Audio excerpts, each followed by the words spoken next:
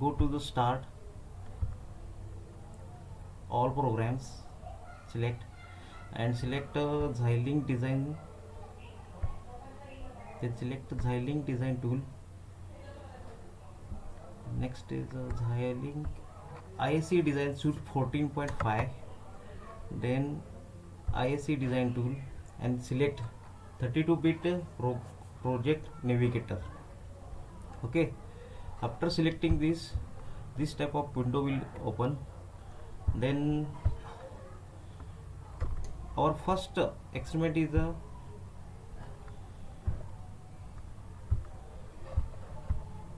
half adder. Okay, in half adder, how many inputs? Two inputs and two outputs. A and B are the inputs and sum and carry are the output. Okay, left side here it will show the diagram, a logical diagram of a half adder. In that diagram, for sum we used XOR gate, and for carry we are used here AND gate. आता हे कसं आलं हे आपल्याला बघायसाठी आपल्याला काय करायला लागणार, पहिल्यांदा ट्रूथ टेबल, इथं मी राईट साईडला ट्रूथ टेबल लिहिलेला आहे. त्या ट्रूथ टेबलमध्ये ए अँड बी आपलं इनपुट आहे. त्याच्यात sum and carry these are the outputs. Okay,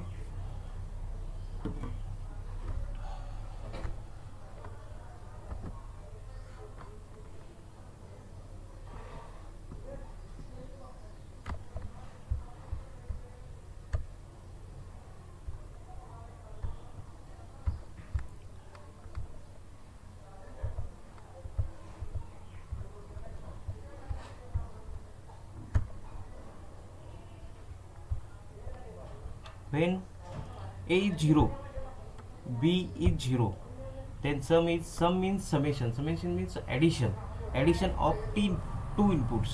Okay, A plus B, 0 plus 0, sum will be 0, carry also 0. Then next, A is 0, B is 0, B is 1, then sum also 1 and carry 0.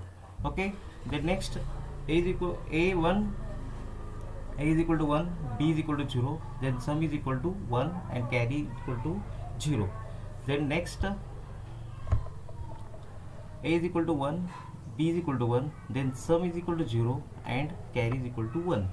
Okay, then next आपल्याला तर ह्यानंतर काय करायला लागतं, for समसाठी आपल्याला काय करायला लागतं, के मॅप ड्रॉ करायला लागतो. देन कॅरीसाठी आपल्याला के मॅप ड्रॉ करायला लागतो. समसाठी के मॅप ड्रॉ केल्यानंतर ना आपल्याला एक इक्वेशन मिळतं. ते इक्वेशन म्हणजे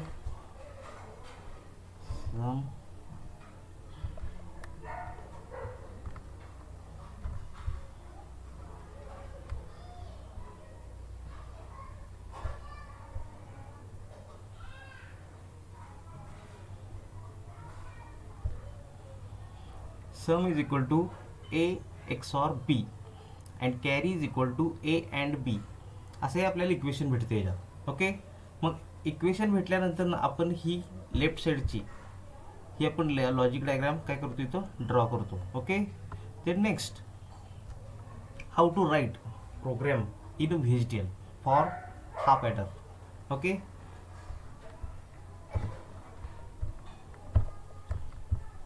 first select file, then new project,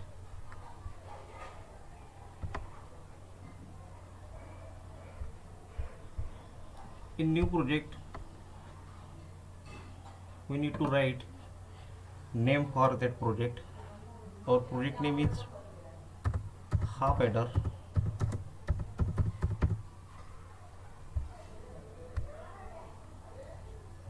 इथं आपल्याला जर दोन शब्द सेपरेट करायचे असतील तर आपल्याला स्पेस देता येत नाही. तुम्ही स्पेस जरी प्रेस केला तरी स्पेस आपल्याला देता येत नाही. तर आपल्याला इथं अंडरस्कोर वापरायला लागतं, half adder.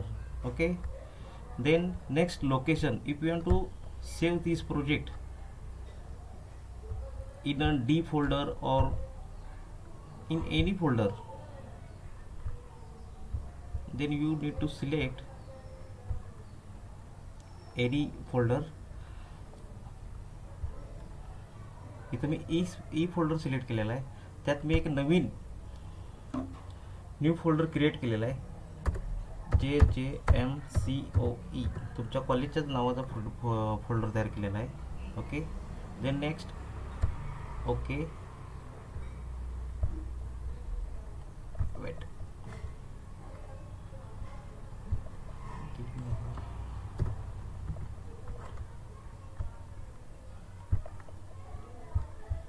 See here, location app:/JJMCOE/ हा फोल्डर तुमच्या त्या फोल्डरमध्ये ॲपमध्ये सेव्ह झालेला असतो. ओके, आणि वर्क डिरेक्टरी पण तुमची तिथं त्या फोल्डरला सेव्ह झालेली असते आणि त्या हा पॅटर्नमध्ये सगळं ते डेटा सेव्ह होतो. Okay, if you want to write a description for this project then you can write here also. Okay, आणि जर नसेल आपल्याला लिहायचं नसेल तर काय प्रॉब्लेम नाही, हे काय कंपल्सरी नाही आहे. बट कंपल्सरी काय आपल्याला नेम, लोकेशन आणि work directory. Okay, and then next top level source type. आपल्याला टॉप लेवल सोर्स टाईप इथं HDL घ्यायचं आहे. Okay, HDL schematic, EDIF, NGC, NGO, you can create your schematic also. Okay, आपल्याला schematic काय करायचं नाही, आपल्याला HDL हार्डवेअर डिस्क्रिप्शन लँग्वेज. आपल्याकडे हार्डवेअर डिस्क्रिप्शन लँग्वेज दोन टाईपमध्ये आहे. फर्स्ट VHDL आहे, सेकंड व्हेरिलॉग आहे. त्यातलं आपण आता पहिल्यांदा काय बघणार आहोत तर VHDLमध्ये. तर नेक्स्ट आपल्याला प्रोजेक्टचे सेटिंग्स हे सगळ्यात इम्पॉर्टंट पार्ट आहे. हे सेटिंग्स कशावर ठरतात तर आपल्याकडं जो बोर्ड, इव्हॅल्युएशन बोर्ड जो अवेलेबल आहे त्या बोर्डवर आपलं हे प्रोजेक्टचे सेटिंग ठरतात. त्यानंतर आपल्याकडं तर बोर्ड, सपोज मी एक बोर्ड इथं सिलेक्ट केलेला आहे, स्पार्टन 3A इव्हॅल्युएशन बोर्ड. हा एक छोटासा बोर्ड आहे मार्केटमध्ये, न्यूमॅटो लॅबचा आहे तो. एल्बर्ट V2 नावाचं ते व्हर्जन आहे. ओके, ह्याच्यावरती दिसते बघा ही चिप, इथं ही चिप दिसते बघा, ही दिसते का तुम्हाला? ही झायलिंगची स्पार्टन 3A ची चिप आहे. ह्या चिपला हे बाकीचे इंटरफेस केलेलं आहे. हे VGA पोर्ट आहे. त्यानंतर हा इथं पॉवर आहे.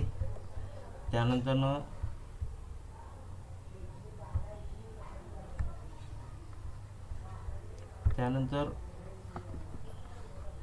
इथं हे माईक्स आहे, हे मेमरी कार्ड आहे, हे पीमोड्स आहेत.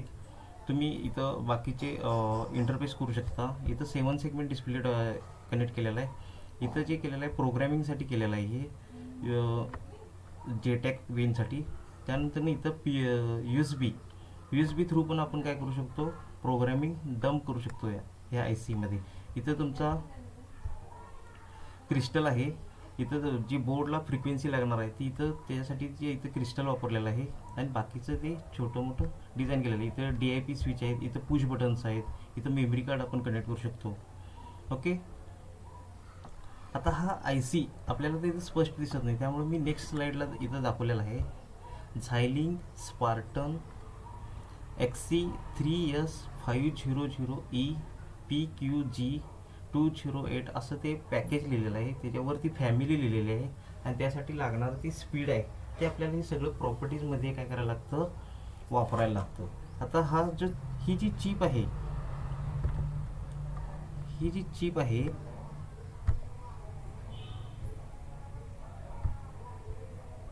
इथं बघा, आपल्याकडं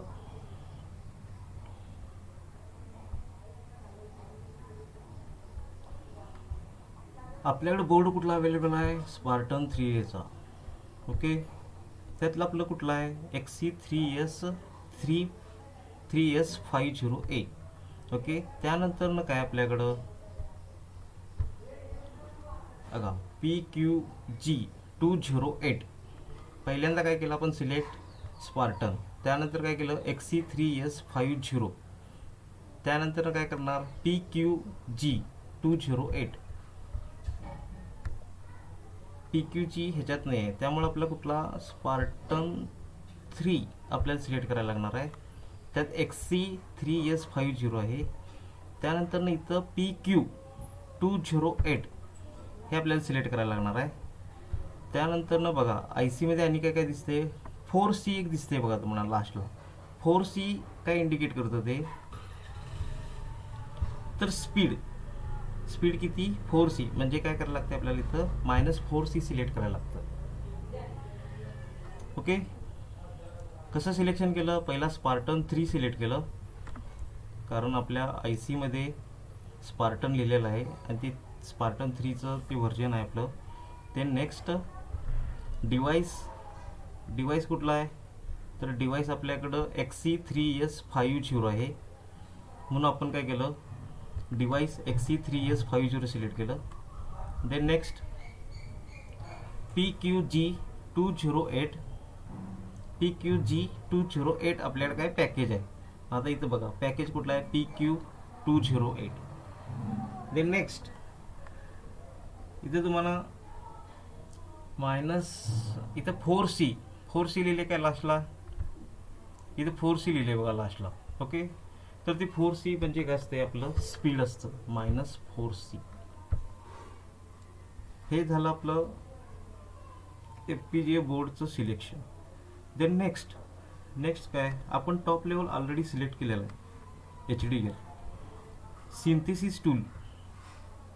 आपण जो काही प्रोग्राम लिहिणार आहे VHDL मध्ये, त्या प्रोग्रामिंगसाठी आपल्याला ट्रूथ टेबल सगळा चेक करायला लागतो. सपोज तुम्ही अँड गेट लिहिलेला आहे, अँड गेटचा ट्रूथ टेबल काय आहे, 2 इनपुट जर 0 असतील तर आउटपुट 0, 2 इनपुट जर 1 असतील तर आउटपुट 1 असतं. हे आपल्याला सिम्युलेशन इथं आपण सिम्युलेटरमध्ये चेक करू शकतो, ISIM म्हणून. आता ISIM आहे, मॉडेल सिम आहे, मॉडेल सिम व्हेरिलॉग आहे, मिक्सड आहे, असं बरंच काय काय जे दिसते बघा तुम्हाला, क्वेस्टा वगैरे. हे ISIM हे कुणाचं आहे, तर झायलिंग कंपनीचं आहे. कुणाचं, तर झायलिंग कंपनीचं. आणि कॉस्टा सिम कुणाचं आहे, तर कॉस्टा सिम आणि मॉडेल सिम हे मेंटर ग्राफिक्स हे कंपनीचं आहे. अशा 2 कंपन्या आहेत, एक झायलिंग आहे आणि दुसरं कुठलं, मेंटर ग्राफिक्सचं सॉफ्टवेअर कुठलं, मॉडेल सिम आणि कॉस्टा सिम. ISIM हे झायलिंग कंपनीचं. Okay, synthesis tool XST VHDL और व्हेरिलॉग. Okay, prepared language. आता आपल्याला कोणती लँग्वेज प्रिपेअर करायची आहे, म्हणजे कुठली वापरायची आहे, ह्याच्यात कोणत्या लँग्वेजमध्ये तुम्ही कोड लिहिणार आहात, तर आपण इथं लिहिणार आहे VHDL मध्ये. ओके, ज्यावेळी आपल्याला व्हेरिलॉगमध्ये कोड लिहायचं असेल त्यावेळी आपण इथं व्हेरिलॉग सिलेक्ट करणार, आणि VHDL लिहायचं असेल तर VHDL सिलेक्ट करायचं. ओके, बाकीचं कशात चेंज करायचं नाही. देन नेक्स्ट इथं तुमची प्रोजेक्टची समरी तयार होते. या प्रोजेक्टच्या समरीमध्ये तुम्हाला काय होतं,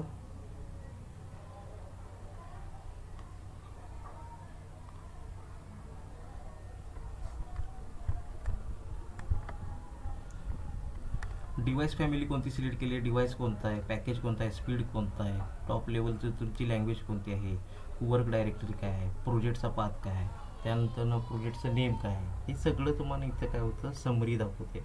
म्हणजे अजून तुम्हाला काही चेंज करायचं असेल तर तुम्हाला इथं बॅक पण जाता येतं. आपल्याला बॅकला जायची काही गरज नाही, सध्या आपण सगळं व्यवस्थित सगळं भरलेलं आहे. Then next finish.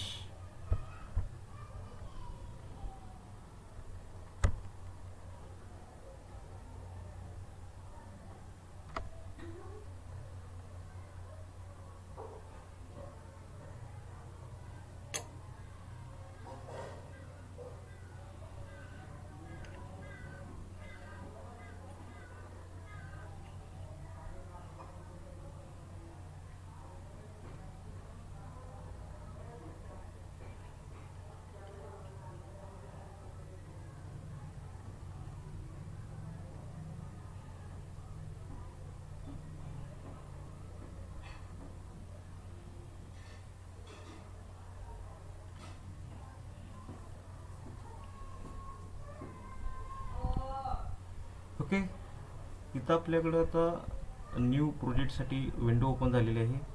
त्या विंडोसाठी आपण लेफ्ट साईडला इथं बघू शकता, इथं एम्प्टी व्ह्यू दिसतो. त्याच्यावर इथं आपण जे प्रोजेक्टची सेटिंग केलेले आहेत, XS3S50 4PQ208 -4 म्हणजे आपलं स्पीड आहे ते. ओके, हे हा पॅटर्न नावाचा फोल्डर आहे आपला हा. त्या हा पॅटर्नमध्ये हे आपण आता बाकीचे सोर्स म्हणजे न्यू सोर्स आपण ॲड करत जाणार आहे. तर new source select, right click on empty view, new source, VHDL module, file name. इथं तुम्ही फाईल नेम कोणतंही देऊ शकता तुम्हाला पाहिजे ते. मी आता जस्ट इथं टॉप म्हणून देतो.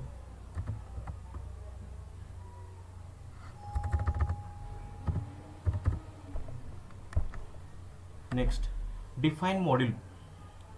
डिफाईन मॉड्यूल मीन्स तुम्हाला इथं आर्किटेक्चरमध्ये आर्किटेक्चर नेम पण इथं डिसाईड होतं आणि एंटिटी नेम.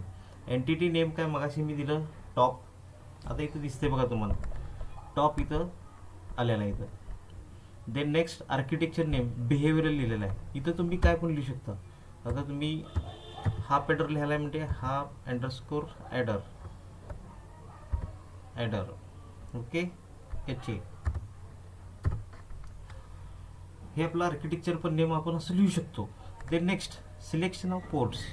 आपल्या इथं एंटिटीमध्ये आपल्याकडं पोर्ट्स असतात. एंटिटीमध्ये आपण काय डिक्लेअर करतो इनपुट आणि आउटपुट आणि इन आउट बफर हे आपण काय करतो एंटिटीमध्ये डिक्लेअर करतो.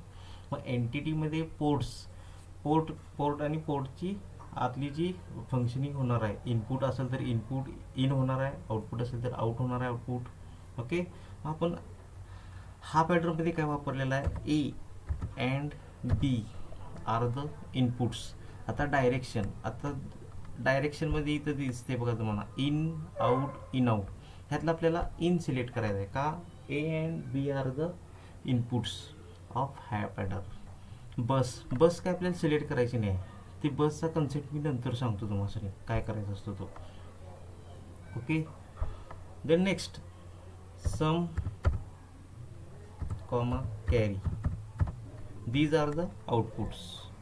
Select direction out. Select direction out. Okay. Next summary create होते. इथं समरीमध्ये तुम्हाला एंटिटी नेम सांगितलं जातं, आर्किटेक्चर नेम सांगितलं जातं, त्यानंतरनं पोर्ट डिफाईन केलं जातं आणि मेनली तुमचं सोर्स नेम काय टॉप आहे बरोबर. टॉप डॉट VHD मीन्स आपलं कोणत्याही फाईलला सपोज तुमची जर C प्रोग्रॅमिंगची फाईल असेल तर ती .C न सेव्ह होते. C++ असेल तर .C++ असते. ओके तसंच ह्याच्यात VHDLची जर फाईल असेल VHDL प्रोग्रॅमिंगची तर तुम्हाला .VHD असं इथं सेव्ह होतं इथं. Okay then finish. इथं लेफ्ट साईडला ती फाईल तयार झालेली आहे न्यू सोर्स टॉप, त्याच्या आत एंटिटी नेम HA, त्यानंतरनं त्या फाईलचं name top dot VHD means VHDLची फाईल आहे ती. ओके आता राईट साईडला इथं तुम्हाला मोठ्या स्क्रीनवर इथं तुम्हाला कधी एक सेकंद जरा झूम करतो म्हणजे तुम्हाला क्लिअर दिसेल.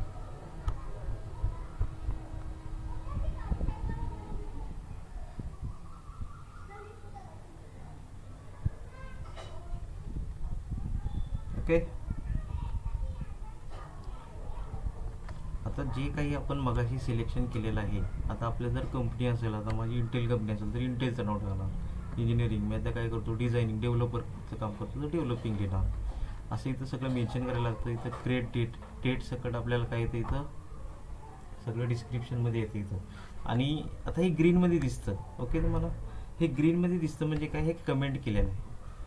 ज्यावेळी आपण हे कमेंट लाईन काढून टाकेल त्यावेळी ते ब्लॅक होतं. म्हणजे तुम्हाला जर कुठले ते कमेंट लिहायचे असेल कुठल्या लाईनला तर आपण डबल डॅशने कमेंट करतो ह्याच्यात VHDLमध्ये.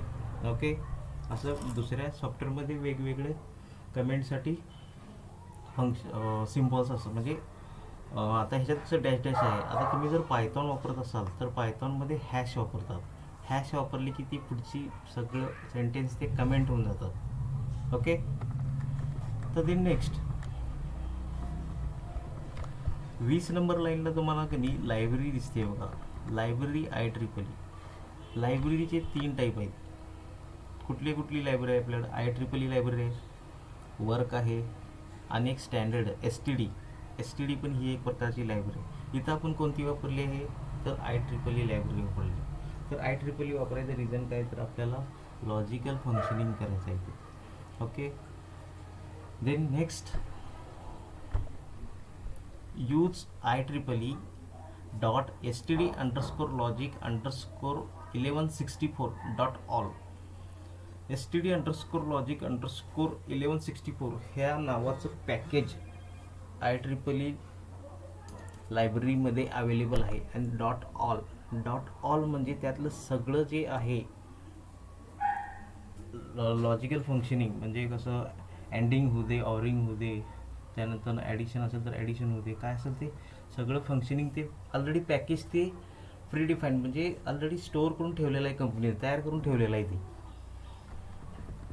त्यामुळे आपल्याला काय करायला लागतं, पहिल्यांदा इथं डिक्लेरेशन लायब्ररी डिक्लेअर करायला लागते. लायब्ररी डिक्लेअर केल्यानंतर त्या लायब्ररीतलं आपल्याला काय करायचं आहे, std_logic_1164.all नावाचं पॅकेज इथं कॉल करायचं आहे, यूज करायचं आहे.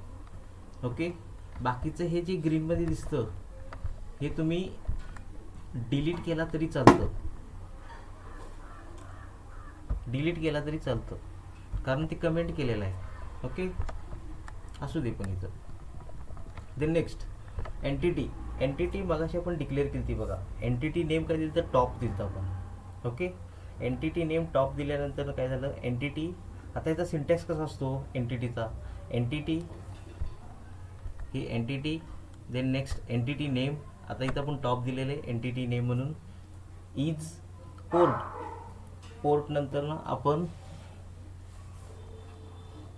इनपुट आउटपुट इन आउट सगळे इथं डिक्लेअर करणार. And then end entity name काय आपलं, तर top, end with entity name top. Okay. पोर्टमध्ये ब्रॅकेट, इथं ब्रॅकेट दिसतोय बघा, हा ब्रॅकेट हा रेड कलरचा झाला दिसतो, तर A,B colon in std_logic, A,B in म्हणजे इनपुट आहे आपलं, sum carry colon out std_logic, sum and carry हे काय आपलं आउटपुट आहे. हे काय झालं आपलं इथं entity declaration. Okay. Then next, architecture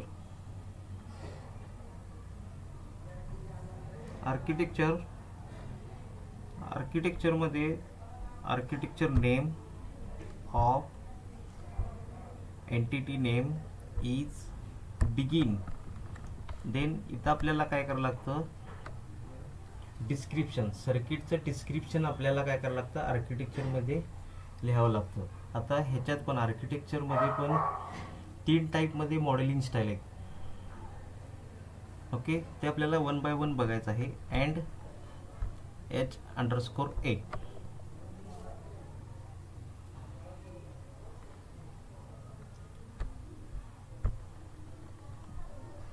आपण 3 आर्किटेक्चरमध्ये 3 मॉडेलिंग स्टाईल कोणते कोणते ते पहिला बघूया. इथं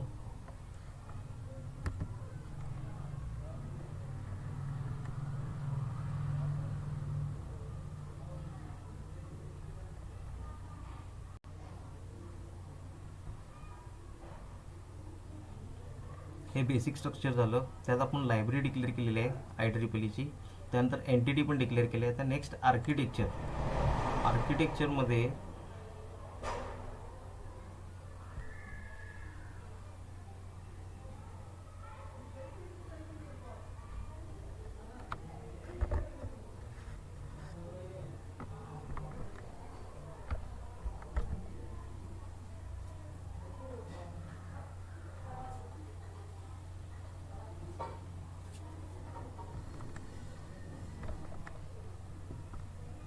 इथं एंटिटी बघा, एंटिटीचा सिंटॅक्स काय येतो, एंटिटी नेम इज जेनरिक म्हणजे काय असतं, जेनरिक म्हणजे आपण एक कॉन्स्टंट व्हॅल्यू इथं प्रोव्हाइड करतो.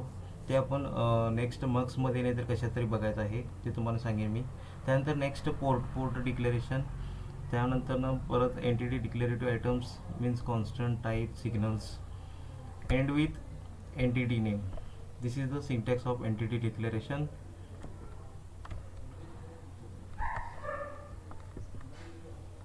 हे जेनरिकचं डिक्लेरेशन आहे, आपण ते नंतर बघूया. Port declaration.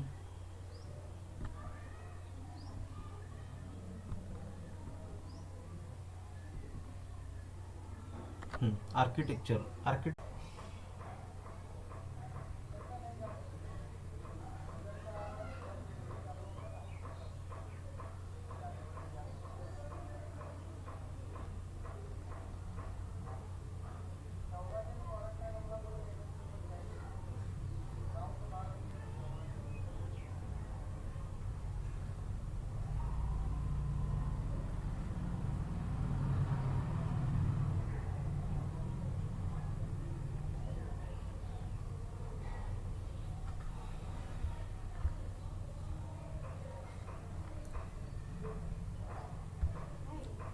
ओके. इथं 3 आपल्याकडे मॉडेलिंग स्टाईल आहेत. एक बिहेवियरल आहे, डेटा फ्लो मॉडेलिंग आहे, स्ट्रक्चरल मॉडेलिंग आहे. Okay. Then next, first we will see data flow modelling. Data flow modeling means concurrent statements will be executed. Okay, only concurrent statements are executed here.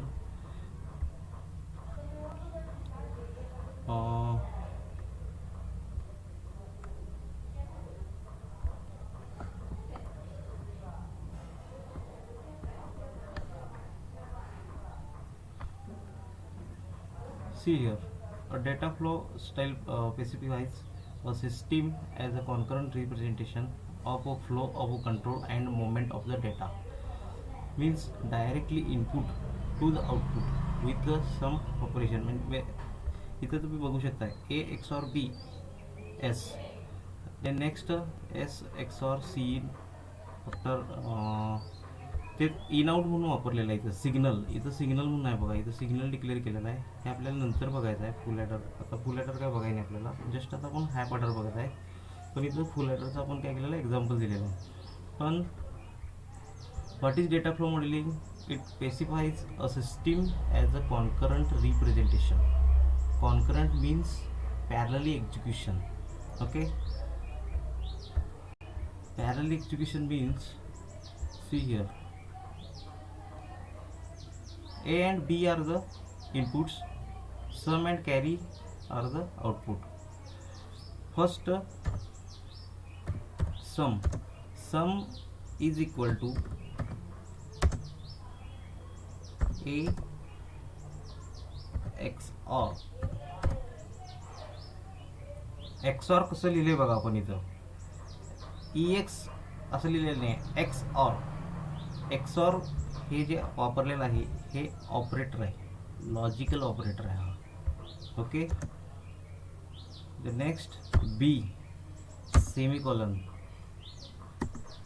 The next carry less than equal to A and B. Begin. Architecture इथे बघा, architecture हा pattern means इथं architecture name दिले H_A. Of top हे H दिसतं बघा इथं. Synthesis आहे, व्ह्यू RTL स्कीमॅटिक आहे, व्ह्यू टेक्नॉलॉजिकल स्कीमॅटिक आहे, चेक सिंटॅक्स आहे. आपल्याला पहिल्यांदा काय करायला लागणार, सिंटॅक्स चेक करायला लागणार. Click on check syntax.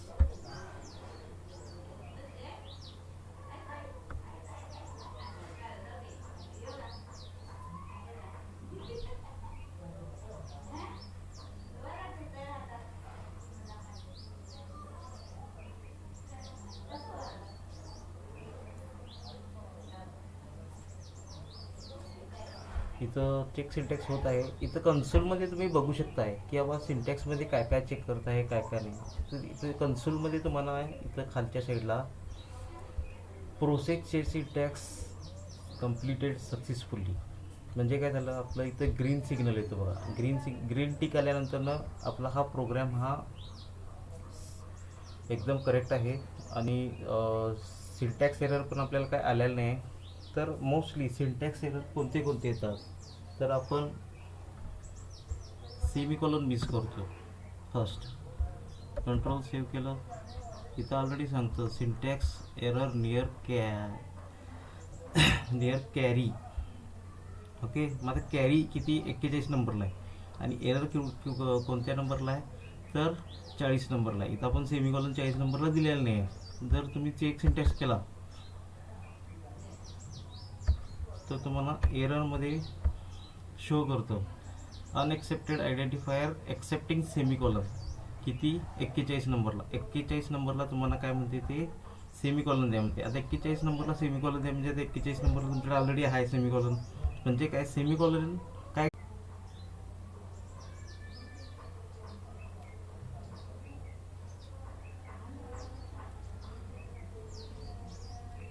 Some is equal to XOR B हे स्टेटमेंट आपली इथं सप्लायला आहे. तर आपण सप्लाय म्हणून तिथं आपण काय सप्लाय म्हणजे काय तिथं तिथे कंप्लीट झालेलं आहे. कंप्लीट झाले म्हणून आपण तिथं काय सेमिकॉलन दिलेलं नाही. सो तिथं एरर आलेला आहे. सो आपल्याला काय करायला लागणार इथं सेमिकॉलन द्यायला लागणार. तर सेमिकॉलन दिला, कंट्रोल सेव्ह केलं.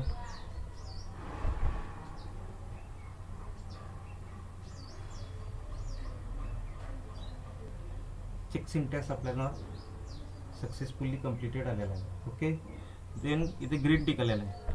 अनेक दुसरं काय आपल्या ह्याच्यात केस सेन्सिटिव्ह आहे आपण म्हणतोय बरोबर. केस सेन्सिटिव्ह म्हणजे काय असतं इथं आपण कॅपिटल ए वापरलाय. इथं कॅपिटल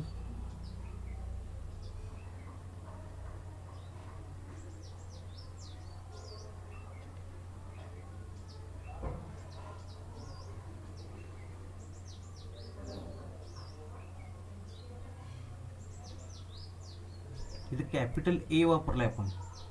ओके, आणि इथं खाली पण कॅपिटल ए वापरलाय. सो इथं काय माहिती आहे काय VHDL is not a case sensitive. इथं आपण स्मॉल ए जरी घेतला, कंट्रोल सेव्ह केलं आणि परत चेक सिंटॅक्स केला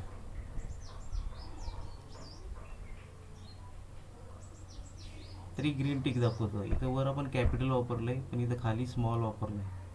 मग आपल्या ह्याच्यात व्हीएचडीएल आणि व्हेरिलॉकमध्ये डिफरन्समध्ये एक पॉईंट आहे बघा. VHDL is a not a case sensitive आणि VHDL is a case sensitive. Case sensitive म्हणजे काय आपण जे व्हेरिएबल वापरतो इथं ए बी सम कॅरी कॅपिटलमध्ये लिहिला तरी चालतं, स्मॉलमध्ये लिहिलं तरी चालतं. ओके, आता जे ब्ल्यू कलरमध्ये दिसतं हे काय आहेत तुमचे ऑलरेडी प्री यूज्ड वर्ड्स आहेत. हे आपण इथं कुठं वापरू शकत नाही. आता इथं कॅरी आहे. कॅरी ह्या कसं ब्लॅक कलरमध्ये दिसतो. कॅरी हा ब्लॅक कलरमध्ये दिसतो म्हणजे कसं युजर वापरू शकतो हा शब्द. पण अँड एक्सॉर बिगिन हे काय रिझॉल्व ते रिझर्व्ह वर्ड्स आहेत. रिझर्व्ह वर्ड्स म्हणजे ते कंपनीनं ऑलरेडी म्हणजे वापरलेले आहेत. ते XOR and architecture of is असलं आपण वापरू शकत नाही. आणि एक दुसरं मेन म्हणजे काय स्पेस चालत नाही. आता इथं पण स्पेस दिला, इथं पण स्पेस दिला. मी कंट्रोल सेव्ह केलं तर UM syntax error near UM म्हणते बघा. इथं म्हणते का okay. Syntax error near UM म्हणजे काय स्पेस चालत नाही. पण तुम्ही इथं स्पेसच्या ऐवजी अंडरस्कोर देऊ शकता. दोन शब्द जर तुम्हाला एकत्र करायचे असतील तर तुम्ही अंडरस्कोर देऊ शकता. कंट्रोल सेव्ह केलं परत चेक सिंटॅक्स केला एरर येणार नाही.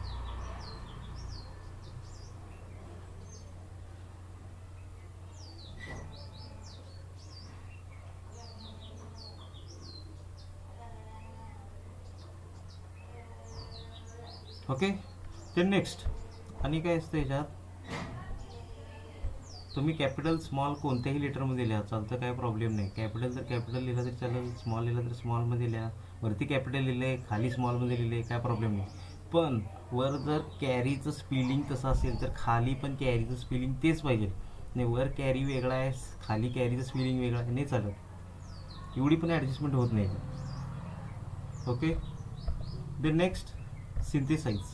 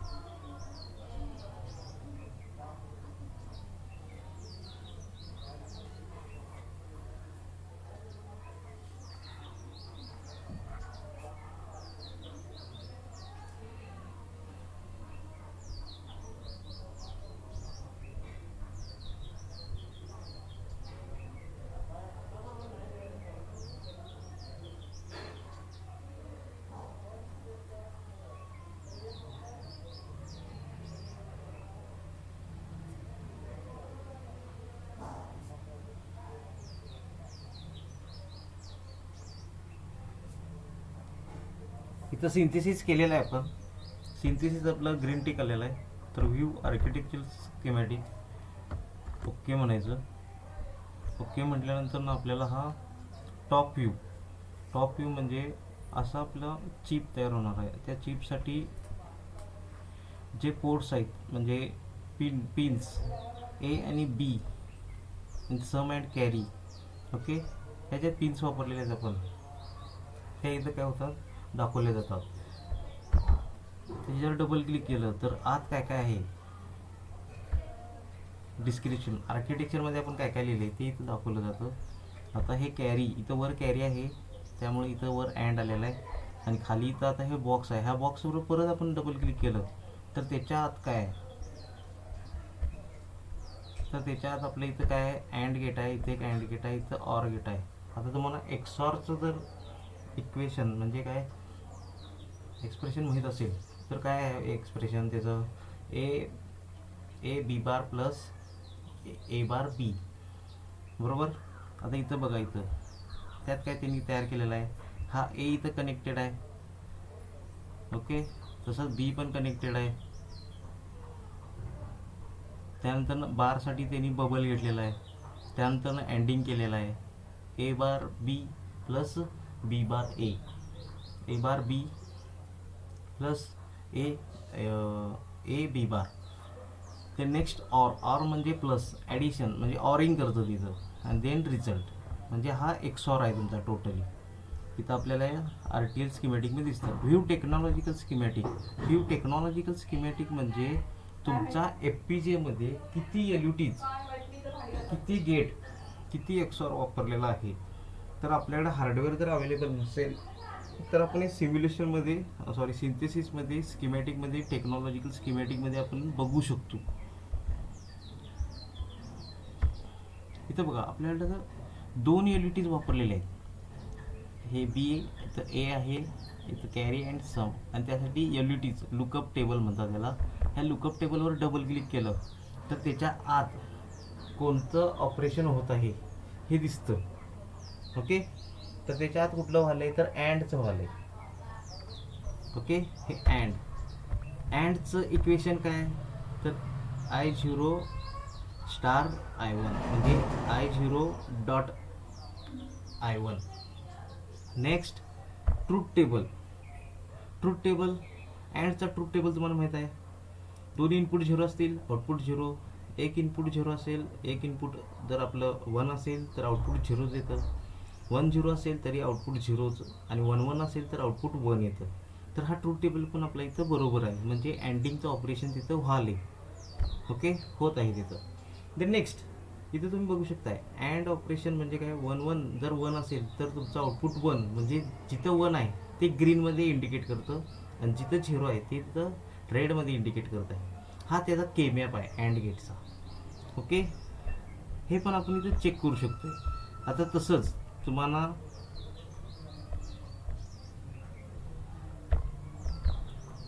ह्याच्यात बघा एक्सॉरमध्ये बघा हे सपोज तुमचं ए आहे आणि हा तुमचा बी आहे. ए नॉटमध्ये गेला ए बार झाला. तसंच हा बी हा इथं आला आहे बघा ए टू अँड टू कशी आला आहे का ए बार बी. तसंच इथं नॉट झालेला आहे. एचा बी बार झाला. बी बार झाल्यानंतर ए हा डायरेक्टली इथं आला आहे बघा ए बी बार. हे एंडिंग आहे, इथं पण एंडिंग आहे.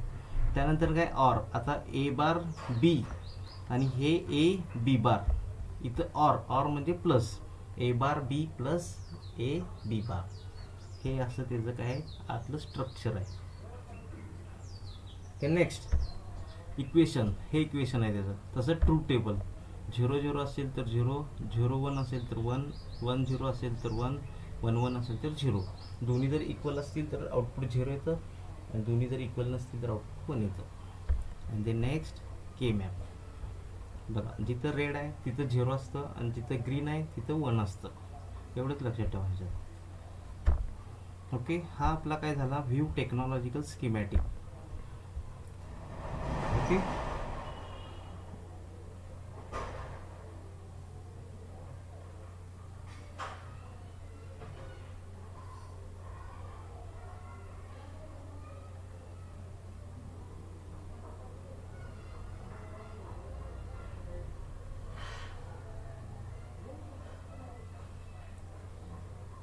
नेक्स्ट आता आपल्याला काय करायचं आहे, इथं लेफ्ट साईडला सिम्युलेशन आहे, इथं सिम्युलेशनवर क्लिक करायचं.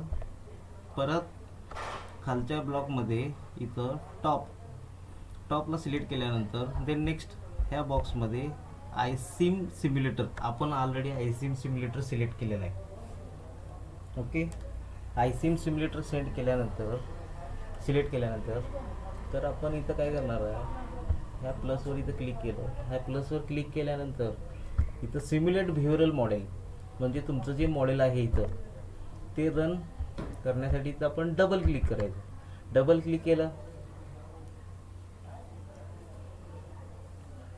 क्लिक केल्यानंतर इथं रनिंग ऑपरेशन दाखवते बघा. आता नवीन पेज आपलं ओपन होणार इथं.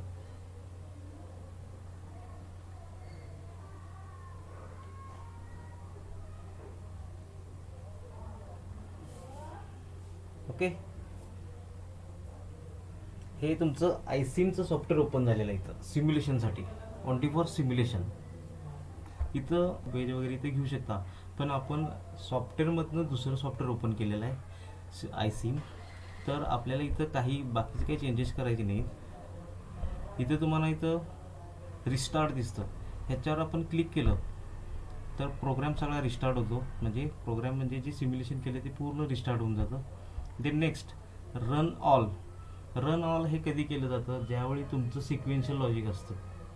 ओके, लाईक अ काउंटर, त्यावेळी जर असेल तर आपण काय करतो, रन ऑल करतो. मग ते स्टेप वाईज ते काय सगळे लूप्स वगैरे ते एक्झिक्यूट करून घेतो मी. Okay, then next run for the time specified on a tool bar. आता time specified in a tool bar, आता हा जो टूल बार दिसतो इथं आपण 1 मायक्रोसेकंडसाठी टाइम स्पेसिफाय केलेला आहे. इथं तुम्ही 1 मायक्रोसेकंद करू शकता, 2 मायक्रोसेकंद करू शकता, काही करू शकता. आणि नेक्स्ट आहे स्टेप हे कशासाठी वापरलं जातं, जर आपला काउंटर आहे, आपल्याला प्रत्येक स्टेपला काउंटर किती कसा आउटपुट देत आहे हे जर चेक करायचं स्टेप वाईज, तर प्रत्येक स्टेपला ते चेक केलं जातं. हे तुम्हाला मी काउंटरमध्ये नाही तर डी फ्लिप फ्लॉपमध्ये तुम्हाला दाखवतो सिक्वेन्शियल लॉजिकमध्ये. आता इथं आपल्याला बघता येत नाही ती. ओके, तर नेक्स्ट ए आणि बी. आता ह्याला आपल्याला ट्रूथ टेबल माहीत आहे, बरोबर. ट्रूथ टेबल आपल्याला माहीत असल्यामुळे राईट क्लिक करायचं. राईट क्लिक केल्यानंतर force constant, then next force to value 0. Okay, right click on B, force constant value 0. Okay, then run for specified time.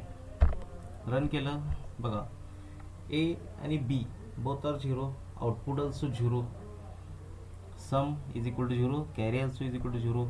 Then next change any value, A is equal to 1, then output should be some is 0, sum is equal to 1, carry is equal to 0. 1 plus 0, sum is equal to 1, carry is equal to 0. Okay, आता आपण बी ची value change करूया. बी ची value change केल्यानंतर 1 केली आपण इथं, run केलं. इथं बघा ए आणि B both are 1, sum is equal to 0, carry is equal to 1. 1 plus 1 काय येतं, 2 येतं. 2 येत नाही, 1 प्लस 1 हे लॉजिकल आहे. सो इथं आपल्याला काय केलं जातं, बायनरी नंबर्स आहेत. 1 प्लस 1 मीन्स आउटपुट 0, कॅरी 1 येते. ओके, इथं झूम आपण कमी करून घेऊया, zoom out zoom in, zoom out करून घेऊया. तर दिसतंय बघा इथं तुम्हाला. आणि हा येल्लो जी व्हर्टिकल लाईन दिसते हे पर्टिक्युलर टायमिंगसाठी आपलं इनपुट काय आहे आणि आउटपुट काय असणार आहे हे इथं शो करतं. इथं बघा प्रत्येक ठिकाणी मी जर इथं मूव्ह केलं तर इथं मायक्रोसेकंदमध्ये चेंजेस होतात. ओके, होते काय रे, इथं व्हॅल्यू चेंज होतात बघा. इथं लेफ्ट साईडला इथं बघत जावा तुम्ही.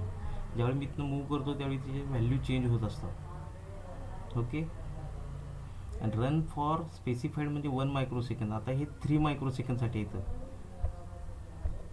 ओके, 3 मायक्रोसेकंद आहे. परत मी रन केलं तर ते 4 मायक्रोसेकंद झालं. बरोबर 1 मायक्रोसेकंदला काय होतं ते आउटपुट दाखवतं, प्रत्येक 1 मायक्रोसेकंदला. तर ठीक आहे, हे इथं आपलं सिम्युलेशन झालं.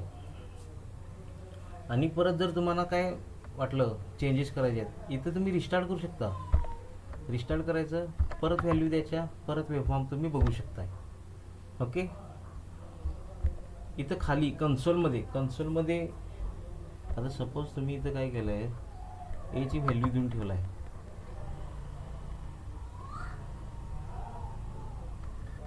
फोर्स कॉन्स्टंट, फोर्स व्हॅल्यू 1 दिली आणि सपोज रन केलं. आता मला हे रिस्टार्ट करायचं आहे. तुम्ही इथनं ह्या कीला जर प्रेस केलं तर रिस्टार्ट होतं, पण तुम्हाला इथनंही रिस्टार्ट करू शकता.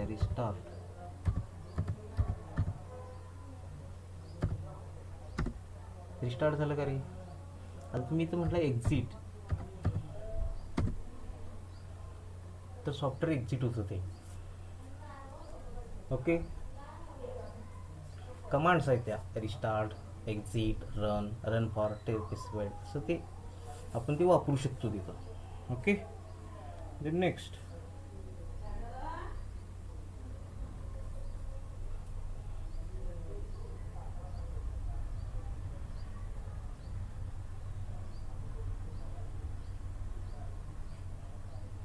हा झाला तुमचा डेटा फ्लो मॉडेलिंग. ओके. तर असंच आपल्याला काय बिहेवियरल मॉडेल,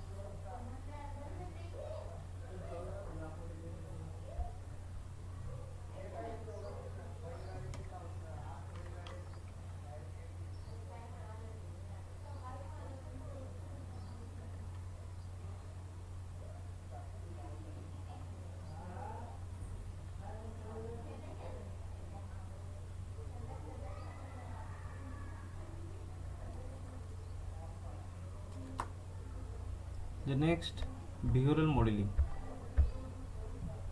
बिहेवियरल मॉडेलिंगमध्ये आपल्याला सिक्वेन्शियल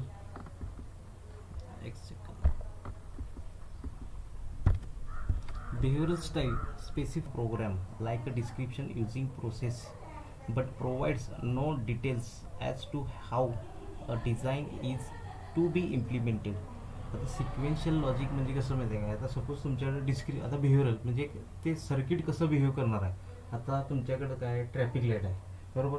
या ट्रॅफिक लाईटमध्ये तुम्हाला जर की नाही सगळं लॉजिकल गेट ऑर गेट वापरून डेटा फ्लो मॉडेलिंगमध्ये तर पॉसिबल नाही आहे, बरोबर.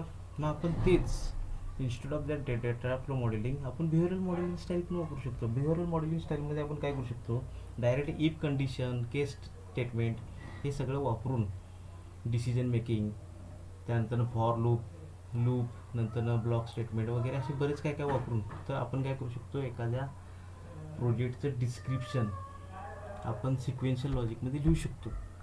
FSM, finite state machine cycle. त्यामुळं इथं आता हे डेटा फ्लो मॉडेलिंग आणि बिहेवियरलमध्ये एकच फरक आहे. ह्यात जर आपण प्रोसेस स्टेटमेंट जर वापरलं, the prime unit of behaviour description in visual is the process. Process statement जर आपण इथं वापरलं, इथं खाली प्रोसेस ब्रॅकेटमध्ये A,B,C. ओके. प्रोसेस स्टेटमेंट हे केस सेन्सिटिव्ह असतं. ओके. सेन्सिटिव्ह लिस्ट प्रोव्हाइड करतं, केस सेन्सिटिव्ह नाही, सॉरी, सेन्सिटिव्ह लिस्ट प्रोव्हाइड करतं तिथं. सेन्सिटिव्ह लिस्ट म्हणजे काय, जे आपण इनपुट्स वापरणार आहे ते आपल्याला कंपल्सरी त्या प्रोसेस स्टेटमेंटमध्ये लिहावे लागतात. आता इथे ह्यातच मी एडिट करतो, प्रोसेस ब्रॅकेटमध्ये इनपुट काय आपण खाली वापरलं A,B,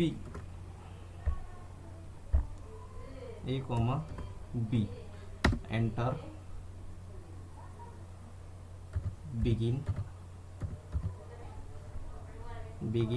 बिगिन केले म्हटल्यावर त्याला एंड करायला लागणार, एंड विथ प्रोसेस, सेमिकॉलन. हे झालं तुमचं प्रोसेस स्टेटमेंट वापरले की तुमचं मॉडेलिंग स्टाईल चेंज होतं. तर हे मॉडेलिंग स्टाईल कुठलं झालं तर आपलं बिहेवियरल मॉडेलिंग झालं. आणि प्रोसेस स्टेटमेंट काढलं की डेटा फ्लो मॉडेलिंग. आता स्ट्रक्चरलमध्ये कसं combination of behavioural and data flow modelling या दोघांचं कॉम्बिनेशन आहे ते. ओके, ह्या दोघांचं कॉम्बिनेशन म्हणजे काय, आपला जर सपोज मोठा प्रोजेक्ट म्हणजे कसं, आता लाईक मोबाईल, तर मोबाईलचा प्रोसेसर तयार करत आहे. प्रोसेसरमध्ये नाही म्हटलं तर कितीतरी इंटरफेसिंग आहेत, काय काय बरंच काय काय त्याच्यात. मग ते सगळं एकच माणूस करत नाही, त्यासाठी भरपूर माणसं असतात. त्यामुळं आपण कसं प्रत्येकाची पेज वेगवेगळे असतात. मग सगळे पेज एकत्र करून ते मेन, आता एकच प्रोसेसर आहे ना, मग एकच प्रोसेसर आहे म्हटले की मग त्याचे सगळे फंक्शनिंग एका पेजवर लिहिलं जात नाही, वेगवेगळ्या पेजवर. ते कसं लिहितात ते पण तुम्हाला दाखवते तुम्ही, पण प्रोसेसर दाखवणार नाही. जस्ट हे अँड हा पॅटर्न कसा लिहिला जातो. आता इथं तुम्ही प्रोसेस स्टेटमेंट टाकला की तुमचं बिहेवियरल मॉडेलिंग तयार झालं. ओके, आता इथं आपण इम्प्लिमेंटेशनवर क्लिक करायचं, टॉप मॉड्यूल, कंट्रोल सेव्ह करू. सेव्ह केल्यानंतर चेक सिंटॅक्स केलं.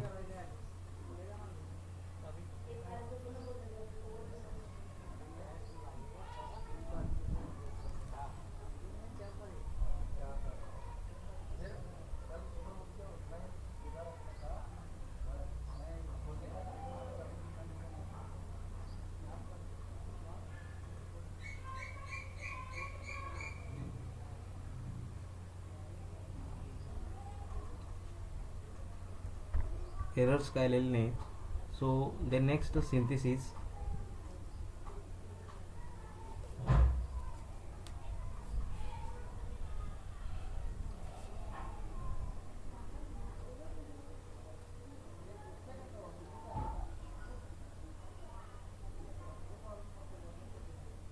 सिंथेसिस पण आपलं ग्रीन टिक झालेलं आहे. आता व्ह्यू आर्टिकल स्कीमॅटिक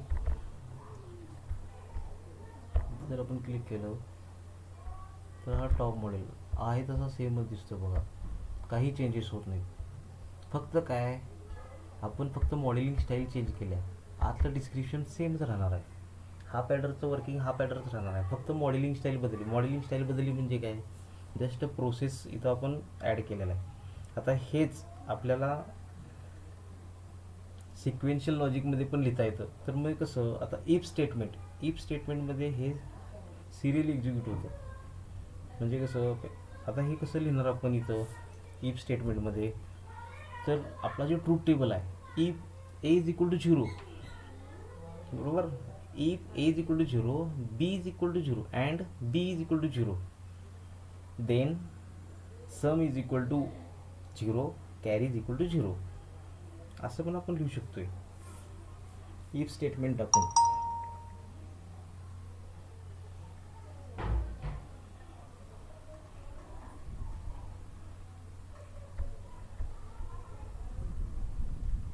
ओके, आता मी हे इथं कॅन्सल करतो.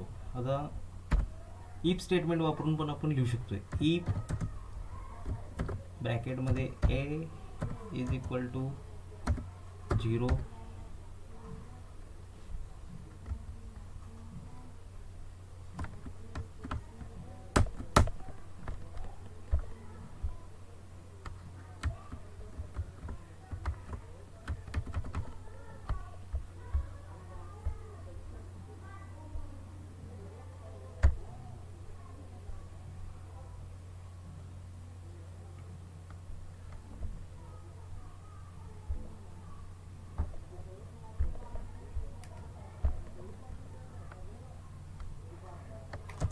अँड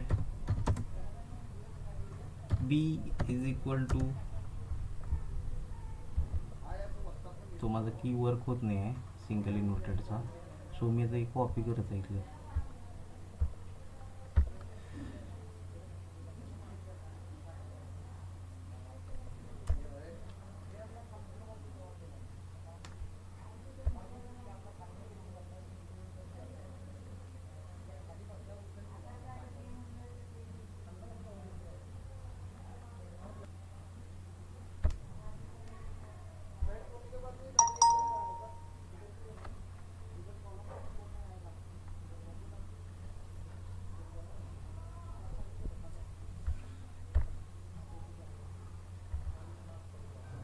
हे मी कॉपी करून परत इथून मी पेस्ट करतो इथं. Then bracket complete, then some. आता सम आपलं इथं हे अंडरस्कोर काढून टाकूया, काही गरज नाही आपल्याला. Sum is equal to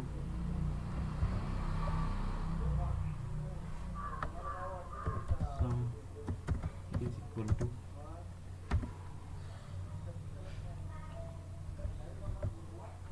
0 semicolon carry is equal to 0 semicolon. Next आपल्याला आता दोन इनपुट जर 0 असतील तर आउटपुट सम 0 आल्या.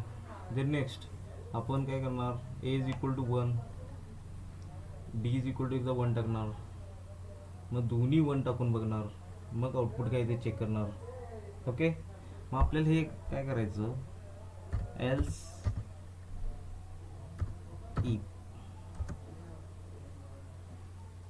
इफ आणि आहे असंही कॉपी करायचं, paste,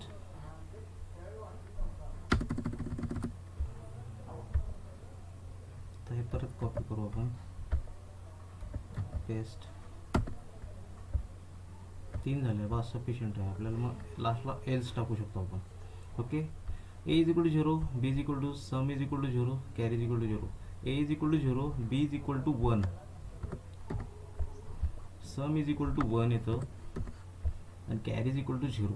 then next A is equal to 0, A is equal to 1, B is equal to 0, sum is equal to 1. Then last